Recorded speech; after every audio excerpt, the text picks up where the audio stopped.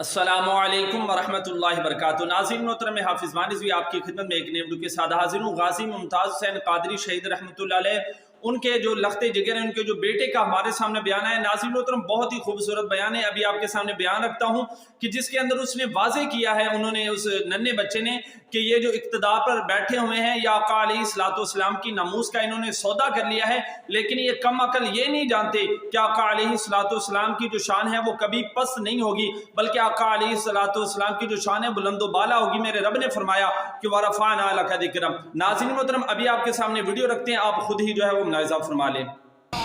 آج اس ملیہ جمہوریہ پاکستان میں ہمیں یہ وقت بھی دیکھنا تھا، اقتدار کی کرسی پہ جھومتے ہوئے یہ حکمران، جن نے اپنی ناپاک حکومت کو بچانے کے لیے ہمارے آقا و مولا کی ختم نبوت پہ سودا کر دیا اور اپنی دنیا آخرت کو تباہ و برباد کر دیا، لیکن یہ کم نسلیں یہ بات نہیں جانتے۔ حضور صلی اللہ تعالی علیہ وآلہ وسلم کی ناموس نہ ختم ہو سکتی ہے نہ ختم ہوگی۔